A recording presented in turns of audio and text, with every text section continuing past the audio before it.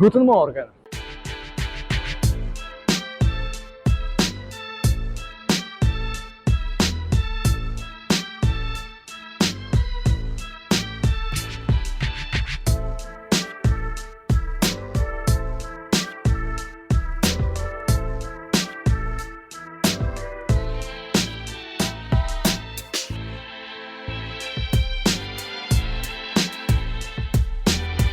Tak, Berlin to bardzo ciekawe i pełne kontrastów miasto. David Bowie nawet kiedyś powiedział: Berlin, największa ekstrawagancja kulturalna, jaką można sobie wyobrazić. I chyba właśnie tak tu jest, aczkolwiek mój przyjazd do stolicy Niemiec jest związany z pewnym miejscem, w którym byłem wprawdzie rok temu, ale wówczas zrobiłem tam tylko kilka zdjęć, a jestem przekonany, że jednak warto bardziej to miejsce przybliżyć i kilka słów o nim powiedzieć.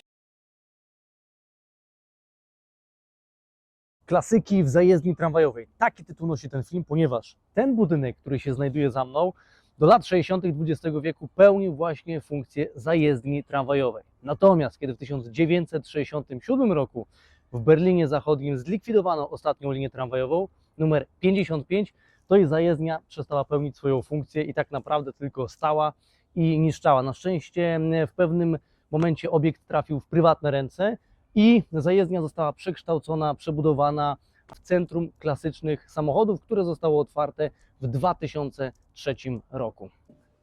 I obecnie znajdują się tutaj serwisy m.in.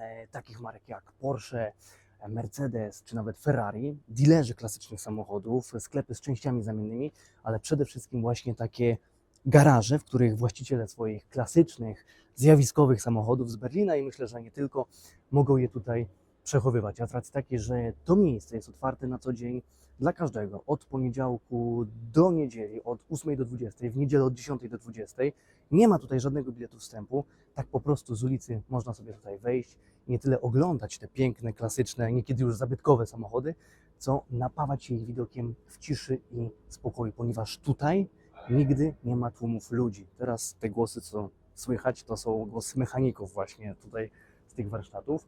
Ja tutaj byłem w zeszłym roku w sobotę, to naprawdę może kilkanaście osób tak gdzieś na korytarzach było widać, a tak to jest tutaj cisza i spokój i to jest właśnie urok tego miejsca i polecam je odwiedzić każdemu, kto będzie w Berlinie, nawet jeśli nie jest miłośnikiem motoryzacji, bo naprawdę warto.